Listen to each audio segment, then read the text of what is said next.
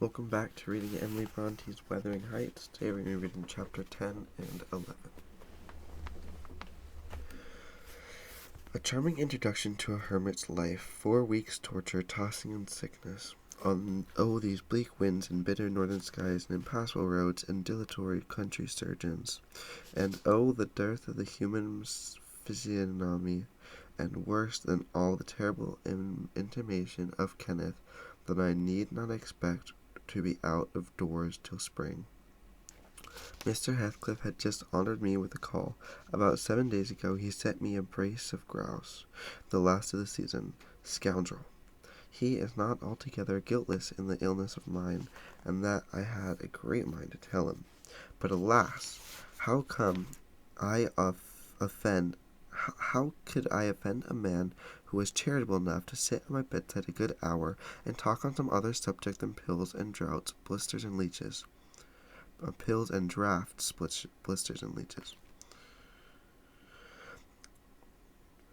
This is quite an easy interval. I am too weak to read. Yet I feel as if I could enjoy something interesting. Why not have Mrs. Dean to finish her tale?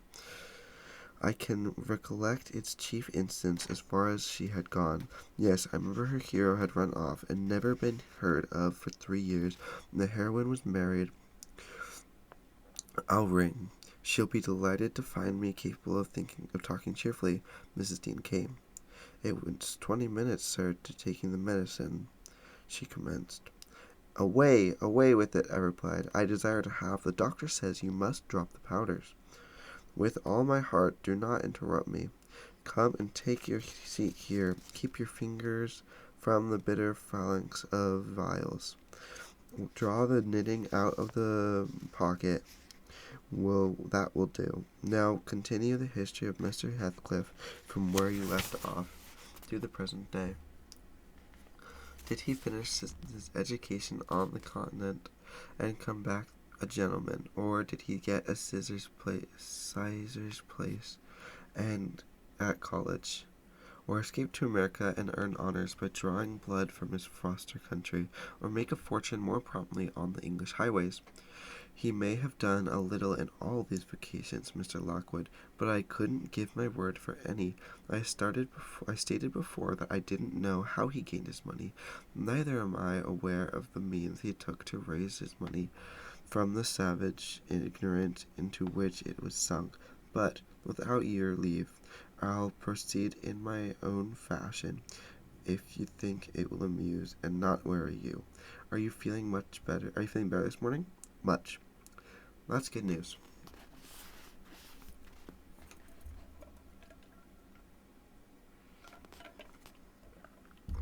I got Miss Catherine and myself to Thrushcross Grange, and to my agreeable disappointment she befriended infinitely better than I dared expect.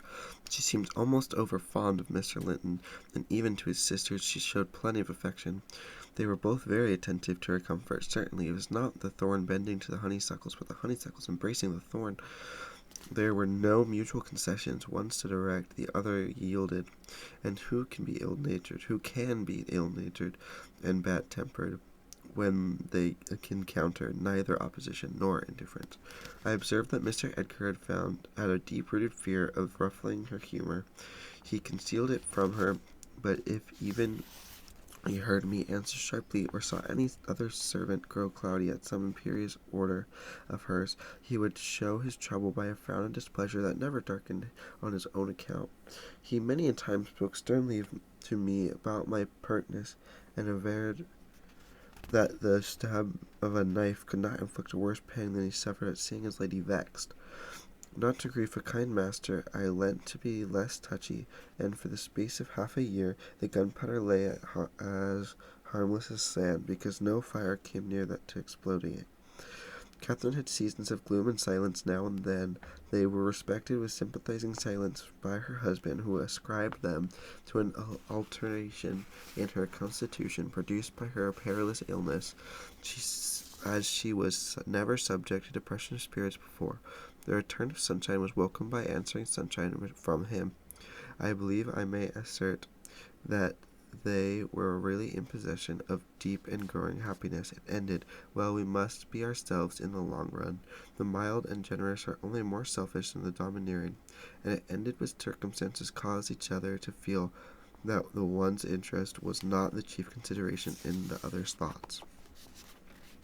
On a mellow evening in September, I was coming from the garden with a heavy basket of apples, which I had been gathering. It had got dusk, and the moon looked over the high wall of the court, causing undefined shadows to lurk in the corners of the numerous projecting portion of the building.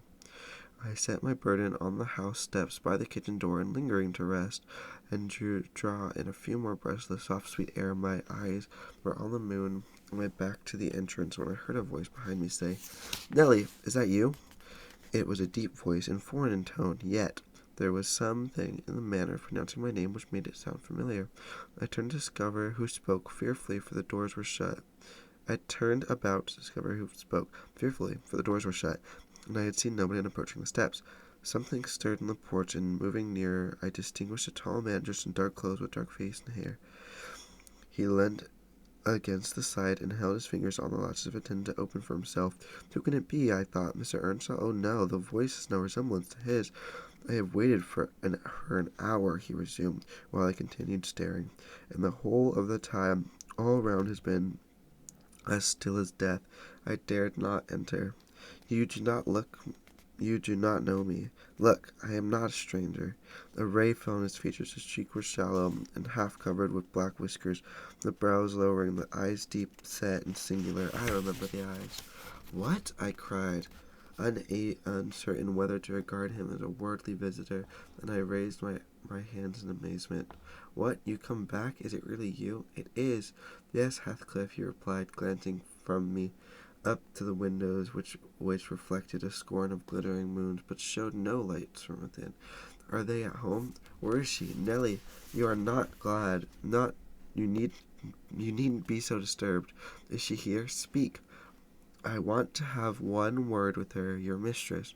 Go and say some person from Gimmerton desires to see her. How will she take it? I exclaimed.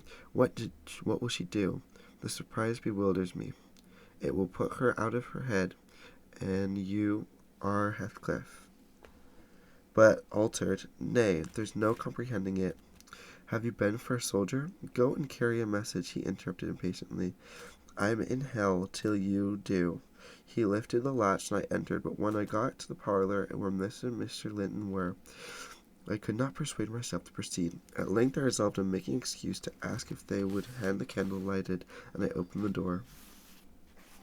They sat together in the window, whose lattice lay back against the wall, and displayed beyond the garden tree and the wild green peak the valley of Gimmerton, with a long line of mist winding nearly to its top. For very soon after you pass the chapel, as you may have noticed, the sough that runs through the marshes joins a beck that follows the bend of the glen.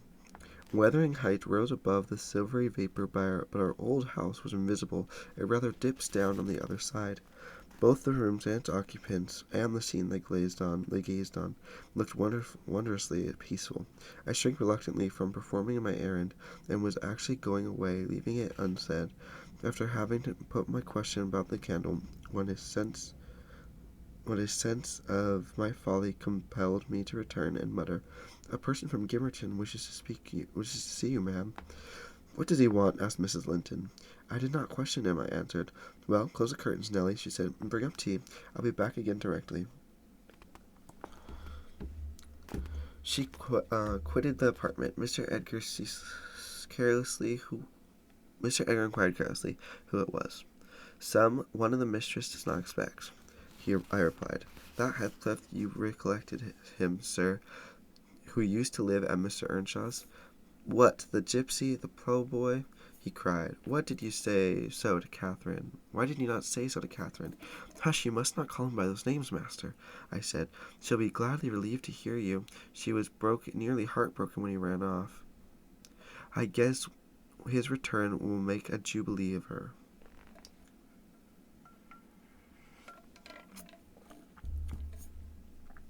Mr. Linton walked to a window on the other side of the room that overlooked the court. He fastened it and leant out. I suppose they were below, for he exclaimed quickly, "Don't stand there, love. Bring the person in, if it be anyone in particular." Ere long, I heard the click of the latch, and Catherine flew upstairs, breathless and wild, too excited to show gladness. Indeed, by her face, you would rather have surmised an awful calamity. "Oh, Edgar, Edgar," she panted, flinging her arms around his neck. "Oh, Edgar, darling, Heathcliff's come back, he is!" And she tightened her embrace to a squeeze. "Well, well," cried her husband crossly, "don't strangle me for that. He never struck me as such a marvellous treasure. There is no need to be frantic."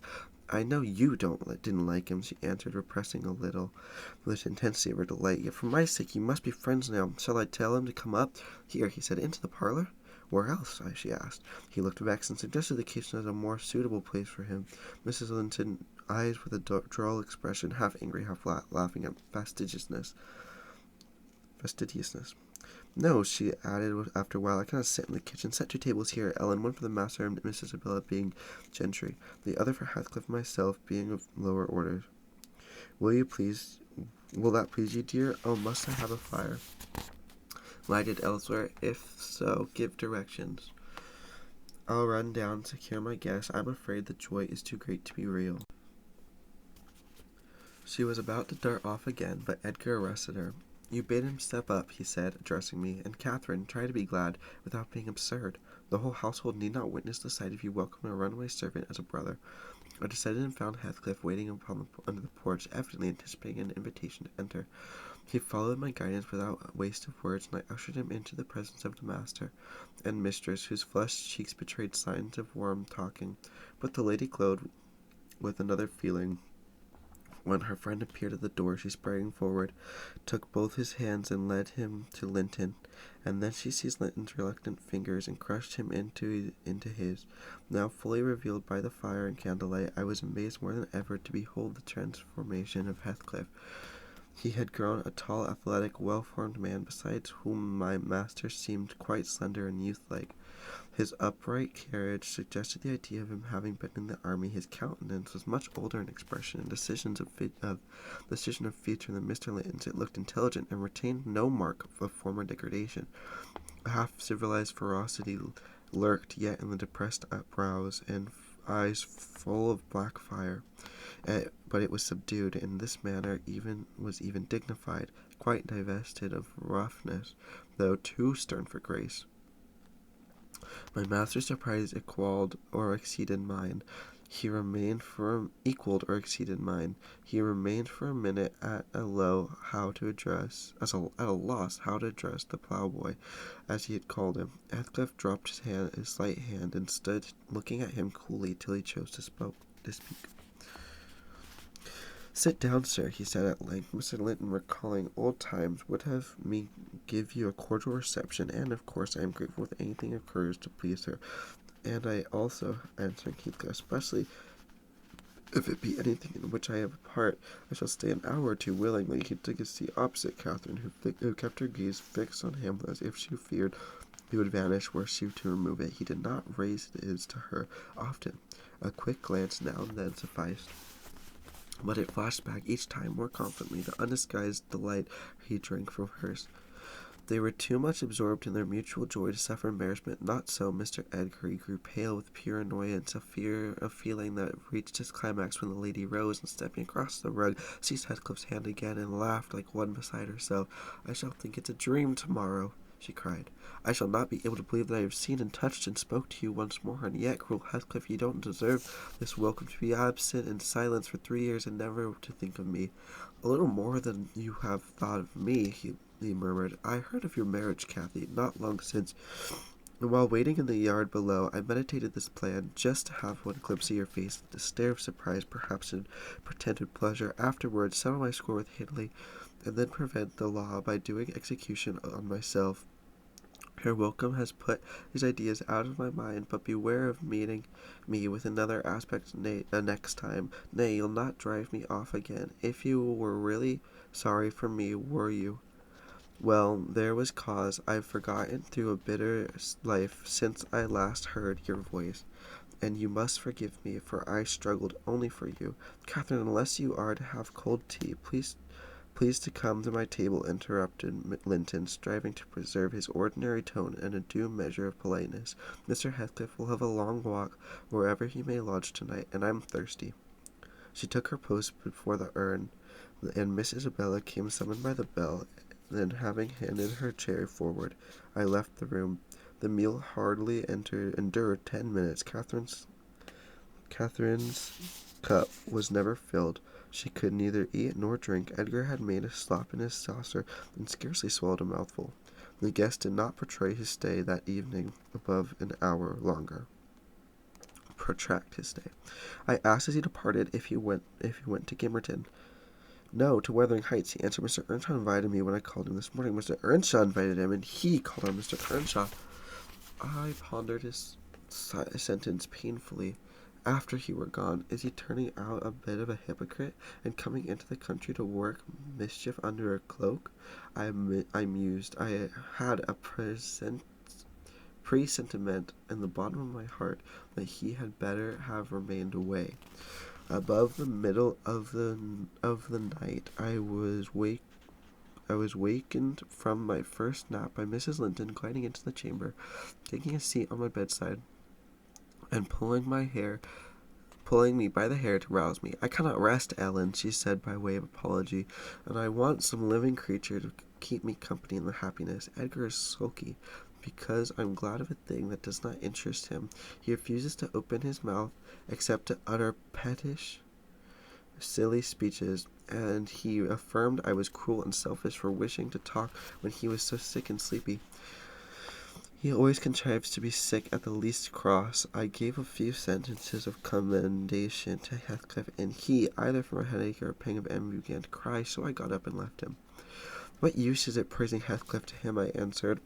As lads, they did have an aversion to each other, and Heathcliff would hate just as much to hear him praised. It's human nature. Let Mr. Linton alone about him, unless you would like an open quarrel between them. But does it not show great weakness? Pursued she. I am not envious. I had never felt hurt by the brightness of Isabella's young hair, and the whiteness of her skin, the dainty elegance and the fondness all her family exhibit for her. Even you, Nelly, if we have a dispute sometimes, you back Isabella at once, and I yield like a foolish mother. I call her a darling and flatter her into a good temper. It pleases her brother to see us cordial, and that pleases me. But they are very much alike, and they are spoiled children, and fancy the world has made for their accommodation. And though I humor both, I think a smart chastisement might improve them. All the same. You're mistaken, Mrs. Linton, said I. They humor you. I know that there would be to do if they did not. I know what there would be to do if they did not. You can well afford to indulge their passing whims, as long as their business is to anticipate all your desires. You may, however, fall out at last over something of equal consequence to both sides, and then those you term weak are very capable of being as obstinate as you. And when we shall fight to the death, shan't we, Nelly? She returned, laughing. No, I tell you, I have such faith in Linton's love that I believe I might kill him, and he wouldn't wish to retaliate. I advised her to value him the more for his affection. I do, she answered, but he needn't resort to whining for trifles. It is childish. Instead of melting into tears because I said that Heathcliff was now worthy of anyone's regard, and it was an honor, the first gentleman in the country, to be his friend, he ought to have said it for me, and been delighted from sympathy. He must get accustomed to him, and he may as well like him, considering how Heathcliff has reason to object to him. I am sure he behaved excellently. What do you think of his going to Wuthering Heights? I inquired. He is reformed in every respect, apparently, quite a Christian, offering the right hand of fellowship to his enemies all around. He explained it, she replied. I wondered as much as you. He said he called to gather information concerning me from you, supposing you resided there still, and Joseph told Hindley, who came out and fell to questioning him of what he had been doing, and how he had been living, and finally desired him to walk in. There were some persons sitting at cards. Heathcliff joined them. My brother lost some money to him, and finding him plentifully supplied, he requested that he would come again the evening, to which he consented. Henley, too, is too reckless to select his acquaintance prudently. He doesn't trouble himself to reflect on the causes he might have for mistrusting one whom he has based injured. But Heathcliff affirms his principal reason for assuming a connection with his ancient prosecutor is a wish to install himself in quarters at walking distance from the Grange, and an attachment to the house where he lived together, and likewise a hope that I shall have more opportunities of seeing him there than I could have if he settled in Gimmerton. He means to offer liberal payment for permission to lodge at the Heights, and doubtless my brother's covetousness will prompt him to accept the terms. He is always greedy, though what he grasps with one hand he flings away with the other. It's a nice place for a young man to fix his dwelling in, said I. Have you no fear of the consequence, Mrs. Linton? None for my friend, she replied. His strong head will keep him from danger, a little for Hindley, but he can't be made morally worse than he is, and I stand between him and bodily harm. The event of this evening has reconciled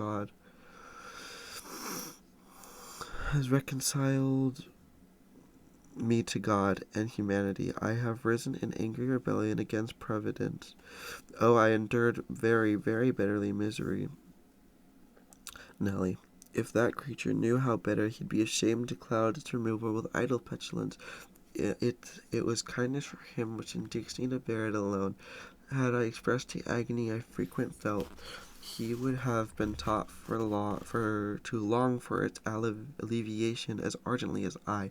However, it's over, and I'll take no revenge on his folly. I can afford to suffer anything hereafter.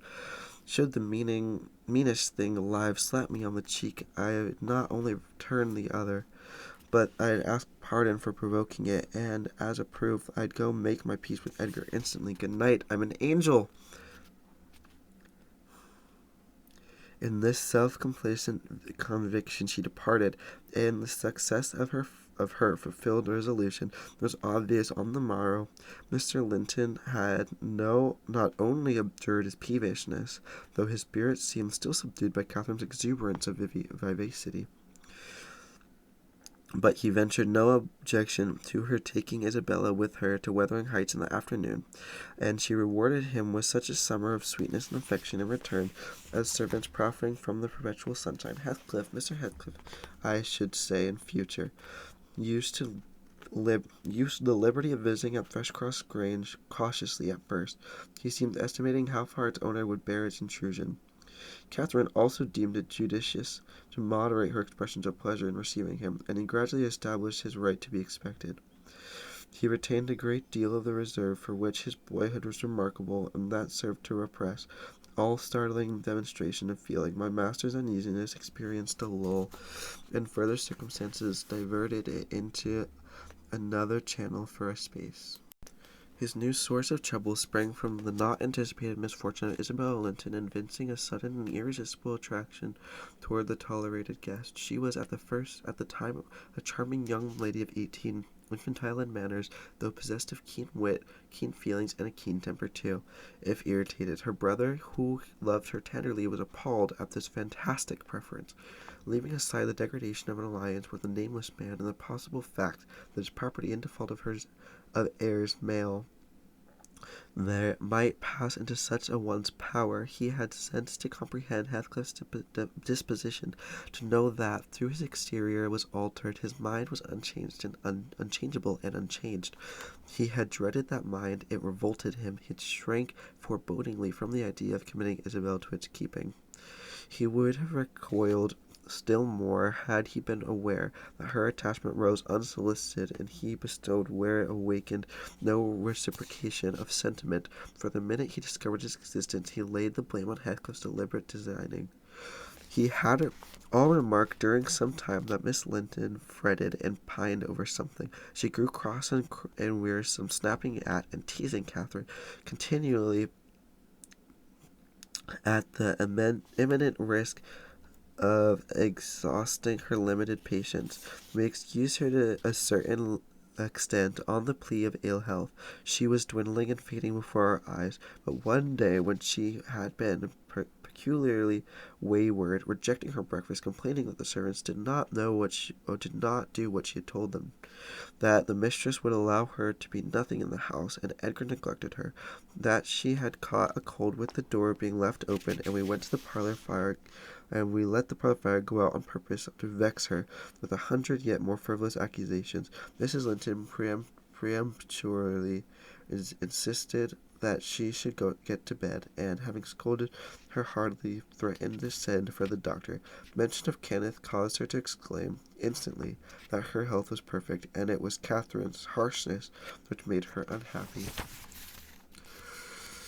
"How can you say I am harsh, her naughty fondling?" cried the mistress, amazed at the unreasonable assertion. "You are surely losing your reason. When have I been harsh? Tell me." "Yesterday," sobbed Isabella, "and now." "Yesterday," said her sister-in-law. "On what occasion?" "In our walk along the moor you told me to ramble where I pleased, where I sauntered on with Mr. Heathcliff." "And what's your notion of harshness?" said Catherine, laughing. "It was no hint that your company was superfluous. We didn't care whether you kept with us or not. I merely thought Heathcliff's talk would have nothing entertaining for your ears." "Oh no," wept the young lady. "You wished me away because you knew I liked to be there." "Is she sane?" asked Mrs. Linton, appealing to me. "I'll repeat our conversation word for word, Isabella, and you point out any charm it could have had on you." "I don't mind the conversation," she answered. "I wanted to be with—" "Well," said Catherine, perceiving her hesitation to complete the sentence, "with him. And I won't be always sent off," she continued, kindling up. "You are a dog in the manger, Cathy, and desire no one to be loved but yourself. You are an impertinent little monkey," exclaimed Mrs. Linton in surprise. "But I'll not believe this idiocy. It is impossible that you can convey the admiration of Heathcliff, that you can consider him an agreeable person. I hope I have misunderstood you, Isabella." "No, you have not," said the infatuated girl. "I love him more than you ever loved Edgar, and he might love me if you let him. I wouldn't be you for a kingdom then." "I wouldn't be you for a kingdom then," Catherine declared emphatically, and she seemed to speak sincerely.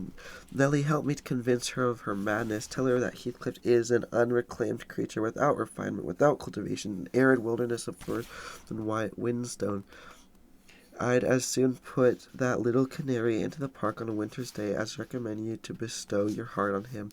It's deplorable ignorance of his character, child, and nothing else, what makes that dream enter your head. Pray you don't imagine that he conceals depths of benevolence and affection beneath a stern exterior. He's not a rough diamond, a pearl-containing oyster of a rustic. He's a fierce, pitiless, wolfish man.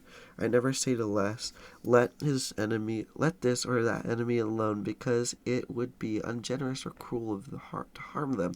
I say, let them alone, because I should hate them to be wronged, and he'd crush you like a sparrow's egg, Isabella, if he found you a troublesome charge. I know he couldn't love a Linton, and yet he'd be quite capable of marrying your fortune and expectations. Avarice is growing with him a besetting sin.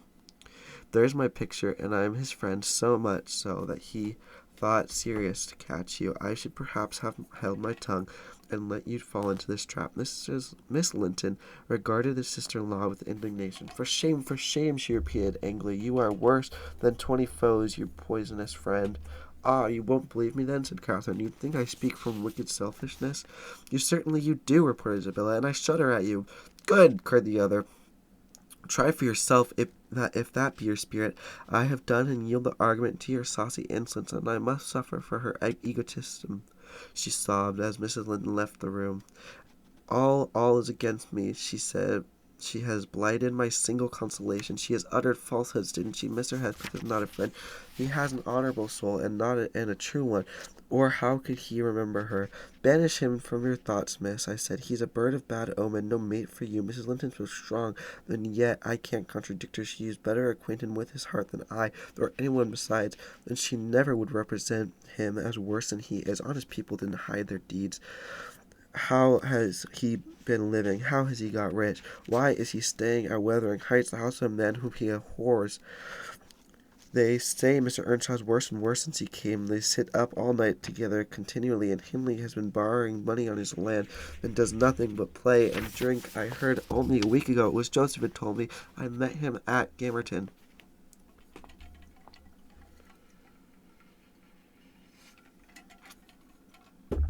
Nellie, he said, we's hae a crane's question at our folk. One of them's a'most getting his finger cut off away holding to other through sticking in a Holson like a cough. That meister ya at the bench and judges, neither Paul nor Peter nor John nor Matthew nor Noah, none of them. He fair likes him, he longs to set his brazen face again him. And ye bonny lad Heathcliff, ye mind he's a rare un. He can grin and laugh as weel as anybody at a right devil's jest. Does he never say naught of his fine living amongst us again when he goes to Grange? This is the way on it. A Sundan, dice, brandy, cloised shatters, and cannel lut till the next day at noon. Then the fool gangs banging and raveling to his chamber, making distant folks dig to their fingers, either lugs ver fairy sham un the knave war he kent his brass and ate and sleep and off to his neighbour to gossip with his wife.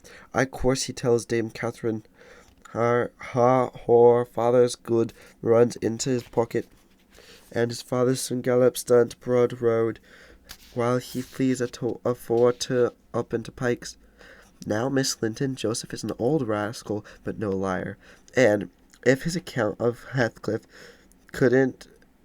conduct be true, you would never think of desiring such a husband, would you? You are leagued with the rest, Ellen, she replied. I'll not listen to your slander. What malevolence you must have to wish to convince me that there is no happiness in the world.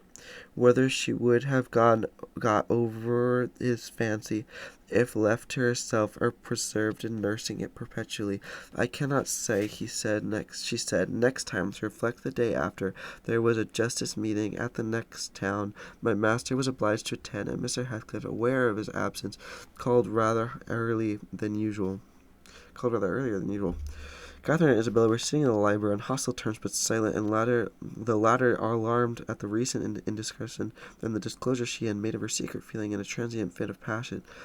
The former, the mature consideration, really offended with the companion, and, if she laughed again at her pertness, inclined to make it no laughing matter on her. She did laugh as she saw Heathcliff pass the window. I was sweeping the hearth, and I noticed a mischievous smile on her lips. Isabella, absorbed on her meditations or her book, remained till the door opened, and it was too late to attempt an escape, which she should gladly have done had it been practicable. "Come in, that's right," exclaimed the mistress gaily, putting a chair on the fire. "Here are two people sadly in need of a third to thaw the ice between them, and there you are one we should both of us choose. Heathcliff, I'm proud to show you, at last, someone that dotes on you more than myself. I expect you to feel flattered. Nay, it's not Nellie. Don't look at her. My poor little sister-in-law is breaking her heart to be contemplation of your physical and moral beauty. It lies in your own power to be Edgar's brother. No, Isabel, you shan't run off," she continued, arresting with feigned playfulness the confounded girl, who had risen indignantly. "We were quarrelling like cats about you, Heathcliff, and I was fairly beaten in protestation of devotion and admiration. Moreover, I was informed that I would but have the manner to stand aside my rival, as she will still have herself to be, would shoot a shaft into your soul that would fix you forever, and send my image through eternal oblivion. Catherine," said Isabel, calling her up her dignity, and disdaining to struggle from the tight grasp that held her, "I think you to adhere to the truth, but not slander me, even in joke. Mr. Heathcliff, be kind enough to bid this friend of yours release me. She forgets that you and I are not intimate acquaintances, and what muses her is painful to be beyond expression." As the guest answered nothing but took his seat and looked thoroughly indifferent, with sentiments she cherished considering him, she turned and whispered an earnest appeal for liberty by her torment. "By no means," cried Mrs. Linton in answer. "I won't be named a dog in your manger again. You shall stay. Now then, Heathcliff, why don't you evince satisfaction at my pleasant news? Isabella swears that she loves Edgar, that the love Edgar has for me is nothing to that she entertains for you. I am sure she made some speech of the kind, did she not, Ellen? And she has fastened ever since the day before yesterday's walk from sorrow and rage that I dispatched her out of your society, and under the idea of its being unacceptable. I think you belly her," said Heathcliff, twisting his chair to face them. "She wishes to be out of society now, at any rate," and he stared hard at the object of discourse, as one might do at a stranger repulsive animal. A centipede from the Indies, for instance, which curiosity leads one to examine in spite of the aversion it raises. The poor thing couldn't bear that. She grew white and red in rapid succession, while tears beaded her lashes, bent the strength of her small fingers to loosen the firm clutch of Catherine, perceived that, as fast as she raised one finger off her arm, another closed down. She could not remove the whole together. She began to make use of her nails, though sharpness presently ornamented the detainers with crescents of red. "There's a tigress!" exclaimed Mrs. Linton, setting her free and shaking her hand with pain. "Begone, for God's sake, and hide your vixen face. How foolish to reveal those talents to him! Can't you fancy the conclusion he'll draw? Look, Heathcliff, these are instruments that will do execution. You must beware of your eyes." "I'd wrench them off her fingers if they ever menaced me," he answered, brutally, when the door had closed after her. "But what did you mean by teasing the creature in that manner, Cathy? You were not speaking the truth, were you?" "I assure you I was," she returned. "She has been pining for you for several weeks, and raving about you this morning, and pouring forth a deluge of abuse, because I represented your failings in a plain light for her purpose of mitigating her adoration. But don't notice it further. I wish to punish her sauciness, that's all. I like her too well, my dear Heathcliff, to let you absolutely seize and devour her up, and I like you too ill to attempt it," and I like her too ill to attempt it, he said, "except in a very ghoulish fashion. You'll hear of all odd things, if I lived alone with that mawkish, waxen face. The most ordinary would be painting on its white the color of the rainbow, and turning the blue eyes black every day or two. They detestably resemble Linton's." "Delectably," observed Catherine. "They are dove's eyes, angels. She her brother's heir, is she not?" he asked after a brief silence. "I should be sorry to think so," returned his companion. "Half a dozen nephews shall erase her title. Please heaven, abstract your dozen from the subject at present. You are too prone to covet your neighbor's goods, and remember, this neighbor's goods are mine." "If they were mine, they would be none the less that," said Heathcliff. "But though Isabella Linton may be silly, she is scarcely mad, and, in short, we will dismiss the matter as you advise." From their tongues they did dismiss it, and Catherine probably from her thought. The other, I felt certain, recalled it often in the course of the evening. I saw him smile to himself, grin rather, and lapse into ominous musing whether Miss Linton had occasion to be absent from the apartment. I determined to watch his movement. My heart invariably cleaved to the master's in preference to Catherine's side, which reason I imagined, for he was kind and trustful and honourable, and she could not be called the opposite. Yet she seemed to allow herself such wide latitude that I had little faith in her principles, and still less sympathy for her feelings. I wanted something to happen which might have the effect of freeing both Wuthering Heights and the Grange of Mr. Heathcliff, quietly leaving us as we had been prior to his advent. His visits were a continual nightmare for me, I suspected to my master also. His abode at the Heights was an oppression past explaining. I felt that God had forsaken the stray sheep there to its own wicked wanderings, and an evil beast prowled between it and the fold, waiting his time to spray and destroy. Chapter 11. Sometimes, while meditating on these things in solitude, I've got up in a sudden terror and put on my bonnet to see how all was at the farm. I persuaded my conscience that it was a duty to warn him how people talked regarding his ways, and then I've recollected his confirmed bad habits, and hopeless of benefiting him, have flinched from re-entering this dismal house, doubting if I could bear to be taken at my word. One time I passed the old gate, going out of my way on a journey to Gimmerton. It was about the period that my narrative had reached, a bright frosty afternoon, the ground bare, and the road hard and dry. I came to a stone where the highway branches off to let the moor. At your left hand, a rough sand pillar with the letters WH cut into its north side, on the east G, and on the southwest TG. It serves as guidepost to the greens, the heights, and the village. The sun shone yellow on its gray head, reminding me of summer, and I cannot say why, but all at once a gush of child sensation flowed into my heart. Hindley and I held it in a favorite spot 20 years before.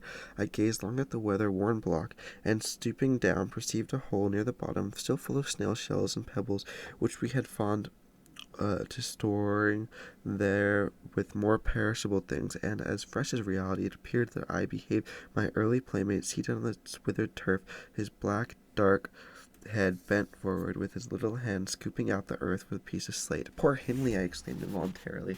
I started. My bodily eye was cheated into a momentary belief that the child lifted his face and staring straight into mine. It vanished in a twinkling, but immediately I felt as irresistible yearning to be at the heights. Superstition urged me to comply with my impulse. Supposing he should be dead, I thought, or should soon die, supposing it were a sign of death. The nearer I got to the house, the more agitated I grew, and on catching sight of it, I trembled every limb. The apparition had outstripped me. It stood looking the sight. The apparition. It stood looking through the gate. There was my first idea on observing an elf-locked, brown-eyed boy setting his ruddy countenance against the bars. Further reflecting suggested this might be my Hareton, not altered greatly since I left him 10 months ago. "God bless thee, darling," I cried, forgetting instantly my foolish fears. "Hareton, it's Nellie, thy nurse." He retreated out of arm's length and picked up a large flint. "I am come to see thy father, Hareton," I added, guessing from the action that Nellie, if she lived in this memory at all, was not recognized as one with me. He raised his missile to hurl it. I commenced a soothing speech, but could not stay his hand, as the stone struck my bonnet, and then ensued from the stammering lip of the little fellow a string of curses which, when he comprehended them or not, were delivered with precise emphasis, and distorted his baby features into a shocking expression of malignity. They may be certain that this grieving more than angered me. Fit to cry, I took an orange from my pocket and offered to propitiate him. He hesitated, and then snatched it from my hold, as if he fancied I only intended to tempt it and disappoint him. I showed another, keeping out of his reach. "Who has taught you those fine words, my bairn?" I inquired. "The curate? Damn the curate and thee! Give me that," he replied. "Tell us where you got your lesson, and you shall have it," I said. "Who's your master?" Devil Daddy," was the answer. "And what did you learn from Daddy?" I continued. He jumped at the fruit. I raised it higher. "What does he teach you?" I asked. "Naught," said he, "but to keep out of his gate. Daddy cannot bide me, because I swear at him." "Ah, and the devil teaches you to swear at Daddy?" I observed. "Aye, nay," he drawled. "Then who? Heathcliff?" I asked if he liked Mr. Heathcliff. "Aye," he answered again, desiring to have his reason for liking him. I could only gather the sentence. "I knows he pays Dad back what he gies to me. He curses Daddy for cursing me. He says I mun do as I will." "And the curate does not teach you to read and write, then?" I pursued. "No, I was told a curate should have his teeth dashed down his, though if he stepped over the threshold Heathcliff had promised that." I put the orange in his hand and bade him tell his father that a woman called Nellie Dean was waiting to speak with him by the garden gate. He went up the walk and entered the house, but instead of Hindley, Heathcliff appeared on the door stone.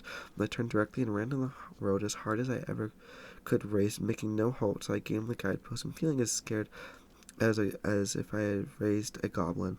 This is not much connected with Miss Isabella's affair, except that it urged me to resolve further on mounting vigilant guard, and doing my utmost to check the spread of such bad violence at the Grange, even though I should wake a domestic storm by thwarting Mrs. Linden's pleasure. The next time Heathcliff came, my young lady chanced to be feeding some pigeon in the court. She had never spoken a word to her sister-in-law for 3 days, but she had likewise dropped her fretful complaining, and we found it was a great comfort. Heathcliff had not the habit of bestowing a single unnecessary civility on Mrs. Linton, I knew. Now, as soon as he beheld her, his first precaution was to take a sweeping survey of the front house. I was standing by the kitchen window, but I drew out of sight. He then stepped across the pavement to her and said something. She seemed embarrassed and desirous of getting away. To prevent it, he laid his hand on her arm. She averted her face. He apparently put some question which she had no mind to answer. There was another rapid glance at the house, and supposing himself unseen, the scoundrel had the imprudence to embrace her. "Judas, traitor!" I ejaculated. "You are a hypocrite too, are you? A deliberate deceiver. Who is Nelly?" said Catherine, voice at my elbow. I had been over intent on watching the pair outside to mark her entrance. "Your worthless friend," I answered warmly. "The sneaking rascal yonder. Ah, he has caught a glimpse of us. He is coming in. I wonder will he have the art to find a plausible excuse for making love to Miss. When he told you he hated her, Miss Linton saw Isabel tear herself free and run into the garden. After a minute, Heathcliff opened the door. I couldn't withhold giving some loose to my indignation, but Catherine angrily insisted on silence and threatened to order me out of the kitchen if I dared to be so presumptuous as to put in my insolent tongue. "To hear you, people might think you were the mistress," she cried. "You want settling down in your right place. Heathcliff, what are you about? Raising the stir. I said you must let Isabel alone. I beg you will, unless you are tired of being received here, and wish Linton to draw the bolts against you." "God forbid that you should try," answered the black villain. I detested him just then. God keep him meek and patient. Every day I grow madder after sending him to heaven.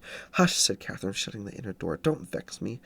Why have you disregarded my request? Did she come across you on purpose? What is it to you?" he growled. "I have a right to kiss her, if she chooses, and you should have no right to object. I am not your husband. You needn't be jealous of me."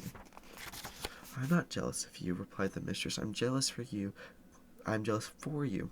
Clear your face. That shan't scowl at me. You shan't scowl at me. If you like Isabel, you shall marry her. But do you like her? Tell the truth, Heathcliff. There you won't answer. I'm certain you don't. And would Mr. Linton approve of his sister marrying that man? And would Mr. Linton approve? I inquired. "Mr. Linton should approve," returned my lady decisively. "He might spare himself the trouble," said Heathcliff. "I could do as well without his approbation. And as to you, Catherine, I have a mind to speak a few words now while we are at it. I want you to be aware that I know you have treated me infernally. Infernally, do you hear? And if you flatter yourself that I don't perceive it, you are a fool. And if you think I can be consoled by your sweet words, you are an idiot. And if you fancy I'll suffer unrevenge, I'll convince you of the contrary in a very little while. Meanwhile, thank you for telling me your sister-in-law's secret. I swear I'll make the most of it, and stand you aside." What new phrase of the character is this? Exclaimed Mrs. Linton in amazement. "I've treated you infernally, and you'll take revenge. How will you take it, ungrateful brute? How have I treated you infernally?" "I'll seek no revenge on you," replied Heathcliff less vehemently. "That's not the plan. The tyrant grinds down his slaves, and they don't turn against him. They crush those beneath him. You are welcome to torture me to death for your amusement. Only allow me to amuse myself a little in the same style, and refrain from insult as much as you are able. Having levelled my palace, don't erect a hovel and complacently admire your own charity in giving me that for a home. If I imagined you really wished to marry Isabel, I'd cut my throat. Oh, that evil is that I am not jealous, is it? The evil is that I am not jealous, is it?" cried Catherine. "Well, I won't repeat my offer of a wife. It is as bad as offering Satan a lost soul. Your blessed lies, like his, in its inflicting misery. You prove it, Edgar. Edgar is restored from the ill temper you gave way at your coming. I begin to secure and tranquil, and you, restless to know us at peace, appear resolved on exciting a quarrel with Edgar, if you please, Heathcliff, and deceive his sister. You'll hit on exactly the most effective method of revenging yourself on me."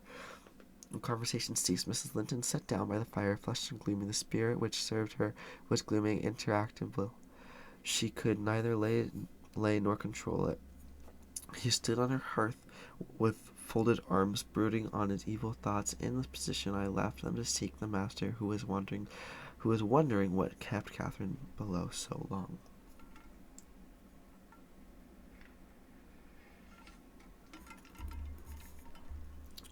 "Ellen," said he, when I entered, "have you seen the mistress?"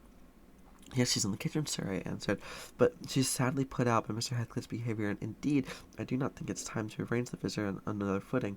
There's harm in being too soft, and now it's come to this." And I relate the scene in the court, and as near as I dared the whole subsequent dispute. I fancied it could not be very prejudicial to Mrs. Linton unless she made it so afterward by assuming the defensive for her guest. Edgar Linton had difficulty in hearing me to the close. His first word revealed that he did not clear his wife of blame. "This is insufferable," he exclaimed. "It is disgraceful that she should own him for a friend and force his company on me. Call me 2 men out of the hall, Ellen. Catherine shall linger no longer to argue with that low ruffian. I have humoured her enough." He ascended, and bidding the servant wait in the passage, went, followed by me, to the kitchen. Its occupant had recommenced their angry discussion. Mrs. Linton, at least, was scolding with renewed vigour. Heathcliff had removed to the window and hung his head, somewhat cowed by her violent rating. Apparently he saw the master first, and made a hasty motion that she should be silent, which she obeyed abruptly on discovering the reason for his intimation. "How is this?" said Linton, addressing her. "With notion of propriety, you must have to remain here after the language which has been held to you by the back-guard. I suppose that because it is this ordinary talk, you think nothing of it. You are habituated to the baseness, and perhaps imagine I can't get used to it too."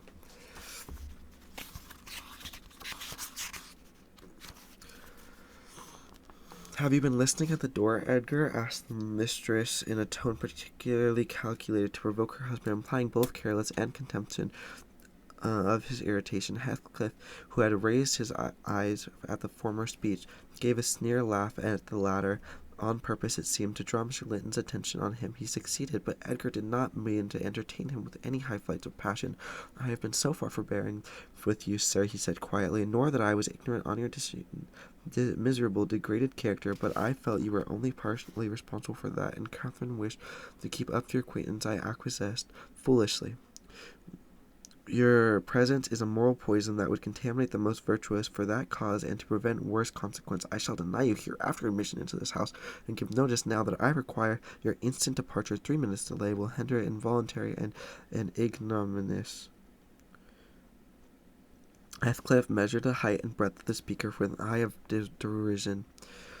"Cathy, the lamb of yours threatens like a bull," he said. "It is a danger of spitting the skull against my knuckles. By God, Mr. Linton, I am morally sorry that you are not worth knocking down." My master glanced toward the passage and signed me to fetch the men. He had no intention of hazarding a personal encounter. I obeyed the hint, but Mr. Linton, suspecting something, followed, and when I attended to call him, Mrs. Linton, she pulled me back, slamming the door to and locking it. "Fair means," she said, in answer to her husband's look, to his angry surprise. "If you have not the courage to attack him, make an apology, or allow yourself to be beaten. It will correct you of feigning more valor than you possess. No, I'll swallow the key before you shall get it. I am delightfully rewarded for your kindness to make to each. The inconstant indulgence to one's weak nature and the other's bad one. I earn for thanks 2 samples of blind ingratitude, stupid to absurdity. Edgar, I was defending you and yours, and I wish Heathcliff may flog you sick for daring to think an evil of me." It did not need the medium of a flogging to produce that effect on the master. He tried to wrest the key from Catherine's grasp, and for safety she flung it into the hottest part of the fire, whereupon Mr. Edgar was taken with a nervous trembling, and his countenance grew deadly pale. For his life he could not avert the excess of emotion, mingled anguish, and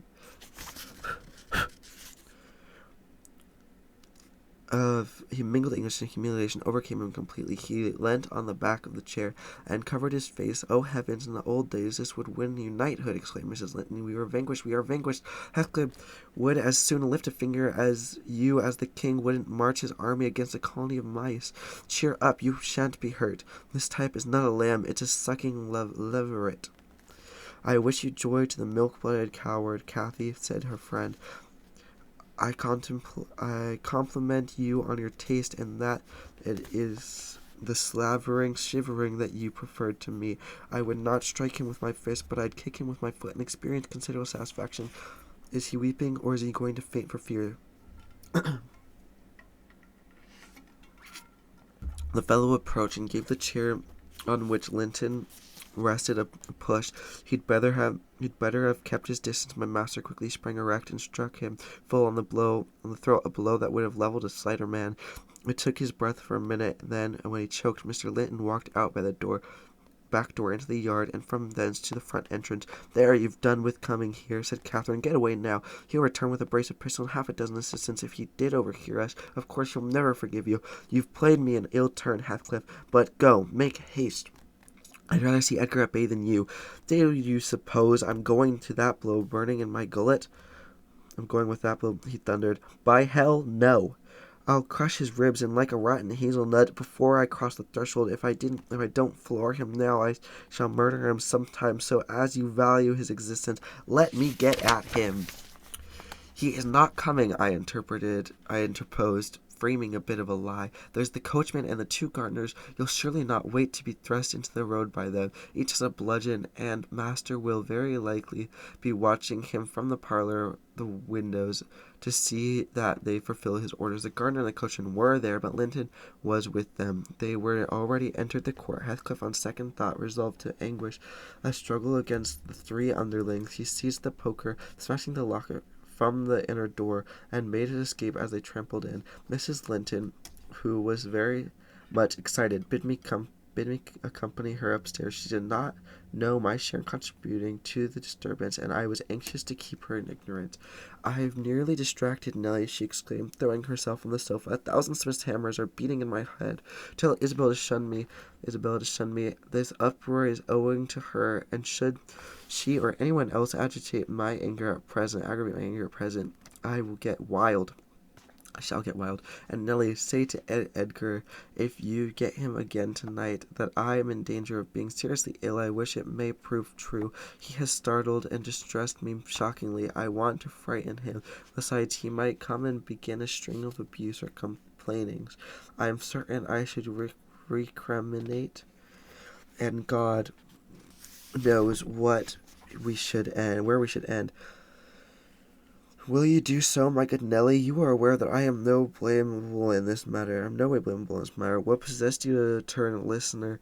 Heathcliff's talk was outrageous after you left us, but I could not soon have diverted him from Isabella, and the rest meant nothing. Now all is dashed wrong by the fool's craving to hear evil of self that haunts some people like a demon. Had Edgar never gather our conversation, he would never have been the worse for it. Really, when he opened on me in that unreasonable tone of displeasure, after I had scolded Heathcliff till I was hoarse for him, I did not care hardly what they did to each other, especially as I felt that however the scene closed, we should all be driven asunder for nobody knows how long. Well, I cannot keep Heathcliff for my friend. If Edgar will be mean and jealous, I'll try to break their hearts by breaking my own. That will be a prompt way of finishing all, and when I am pushed to extreme. But it's a deed to be reserved for a forlorn hope. I take not Linton by surprise within it. To this point he has been discreet in dreading to provoke me. You must represent the peril of quitting the policy, and remind him of the passionate temper, verging when kindled on frenzy. I wish you could dismiss that apathy out of your countenance, and look rather anxious about me.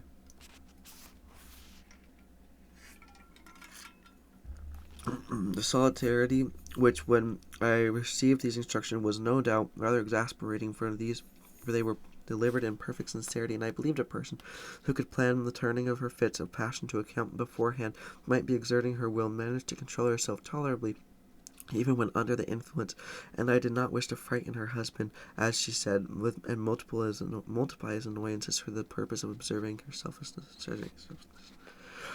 Therefore, I said nothing when I met the master coming toward the parlor, but I took the liberty of turning back to listen whether they would resume their quarrel together. He began to speak first. "Remain where you are, Catherine," he said, without any anger in his voice, but with much sorrowful despondency. "I shall not stay. I am neither come to wrangle nor to be reconciled, but I wish to learn whether, after this evening's event, you intend to continue your intimacy with—" "Oh, for God's sake," interrupted the mistress, stamping her foot, "for mercy's sake, let us hear no more of it now. Your cold blood cannot be worked into a fever. Your veins are full of ice water, but mine are boiling. With the sight of such chillness makes them dance.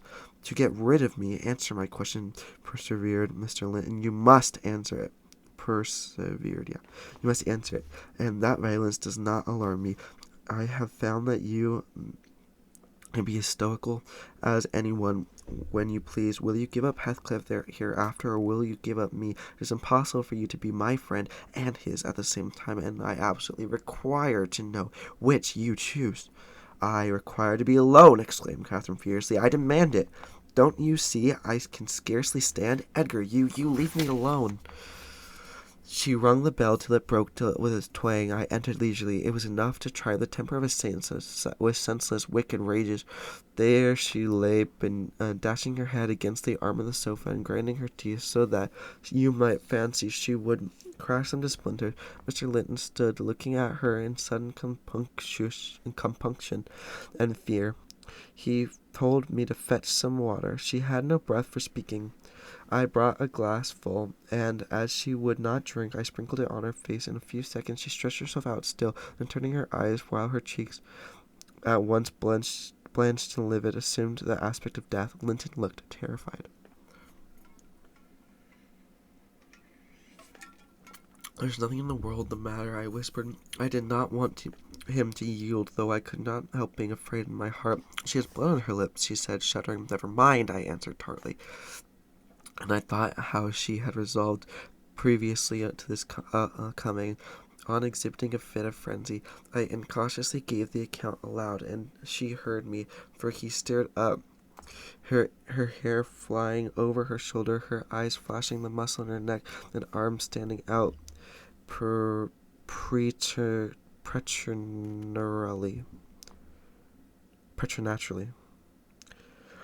I made up my mind for broken bones at least, but she only glared about her for an instant and then rushed for the door. The master directed me to follow. I did to her chamber door. She hindered me from going farther by securing it against me, and she never offered to descend to breakfast next morning. I went to ask whether she would have some carried up. "No," she replied peremptorily.